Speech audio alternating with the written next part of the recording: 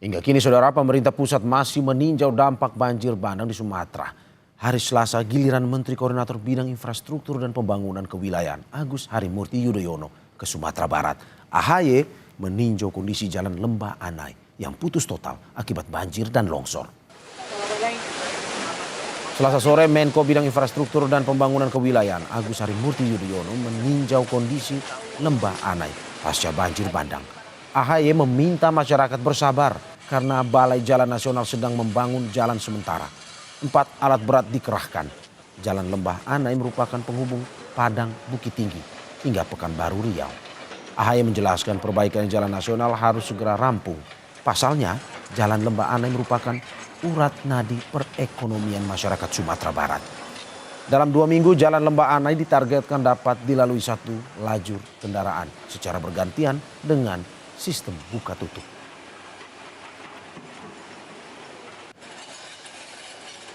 Ruas jalan utama ini terputus, maka bisa dikatakan akan sangat mengganggu bahkan melumpuhkan aktivitas ekonomi. Oleh karena itu, kehadiran saya di sini selaku Menteri Koordinator Bidang Infrastruktur dan Pembangunan Kewilayahan melihat secara langsung sekaligus memastikan, sekali lagi kami ingin memastikan bahwa sudah dilakukan berbagai upaya, terutama alat-alat berat ekskavator yang sudah digelar dan dijalankan untuk bisa menghubungkan kembali jalur yang terputus ini. Tentu butuh waktu. Salah satu titik pencarian korban banjir hingga saat ini adalah di kawasan Jembatan Kembar Padang Panjang, Sumatera Barat. Dan bagaimana pencarian korban hari ini? Kita tanyakan kepada jurnalis Kompas TV, Reza Pratama yang sudah berada di lokasi. Reza, selamat pagi. Hingga saat ini bagaimana proses pencarian korban banjir di sana yang bisa Anda informasikan kepada kita? Ya baik, Mario dan juga saudara, selamat pagi. Proses pencarian memang terus dilakukan oleh tim SAR gabungan dari wilayah Provinsi Sumatera Barat, begitu ya. Ada metode pencarian begitu, ada yang bisa kami sebutkan adalah metode 2 titik begitu ya. Pencariannya mulai dari titik atas dan juga titik bawah. Kalau dari titik atas itu mulai pencariannya dari Jembatan Kembar Silayang Padang Panjang begitu ya, hingga di titik bawah satunya lagi adalah di wilayah Kabupaten Padang Pariaman. Pencarian terus dilakukan oleh tim SAR mulai pukul 8 pagi setiap harinya hingga gelap atau sekitar pukul 6 sore begitu. Sehingga saat ini ada 38 orang yang dinyatakan hilang yang memang masih dilakukan pencarian oleh tim SAR, dan 36 orang sudah ditemukan dalam keadaan meninggal dunia begitu. Kemudian bisa kami gambarkan kalau di belakang saya ini adalah jalan nasional. Juru kamera Abdul Rohim ini akan memperlihatkan jalan tertutup begitu ya, tertutup oleh longsoran dari tebing begitu, sehingga memang ini adalah jalan nasional yang menghubungkan ke arah Lembah Anai, kemudian ke Kabupaten Padang Pariaman, dan sebaliknya ke arah Padang Panjang.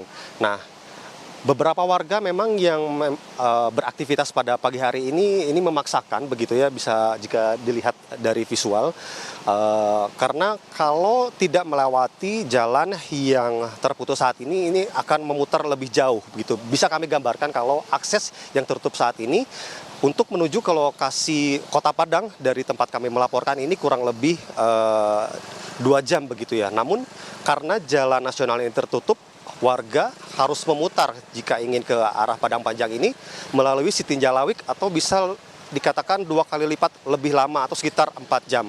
Nah, hingga saat ini memang proses perbaikan jalan sudah dilakukan. Kemarin Menko Infrastruktur dan Pembangunan Kewilayahan Agus Harimurti Yudhoyono ini sudah meninjau dan mengatakan sekitar 2 minggu proses atau perbaikan jalan nasional di tempat kami melaporkan ini, dari Lembah Anai, kemudian Tanah Datar, Padang Panjang, hingga ke Kota Padang ini akan dilakukan begitu. Sementara begitu, Mario. Ya, Reza, dan dari pantauan Anda apa sampai saat ini yang masih menjadi kesulitan tim SAR di sana? Ya, tim SAR memang tadi kami sempat berbincang dan menghubungi sejumlah tim SAR begitu ya. Yang menjadi proses pencarian kesulitannya adalah rute pencarian yang cukup panjang gitu ya. Rute pencarian tadi sudah kami sampaikan ada 2 titik, mulai dari atas dari jembatan Kembar Silayang Padang Panjang, tanah datar, kemudian melewati Lembah Anai hingga ke Kabupaten Padang Pariaman. Kurang lebih kalau dilihat begitu ya, rute pencariannya itu 3 hingga 4 km, sehingga itu yang menjadi kesulitan dari tim SAR untuk melakukan proses pencarian korban, karena korban yang diduga hanyut begitu ya, terbawa material banjir bandang ini mulai dari jembatan Kembar Padang Panjang, kemudian melewati tanah datar, kemudian melewati Lembah Anai hingga ke Kabupaten Padang Pariaman. Dan itulah yang saat ini masih menjadi kesulitan dari tim SAR, yaitu rute pencariannya yang cukup panjang untuk mencari korban yang hingga saat ini masih belum ditemukan.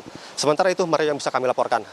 Ya, terima kasih jurnalis Kompas TV Reza Pratama dan juru kamera Abdul Rohim atas laporannya. Utamakan kehati-hatian dalam bertugas.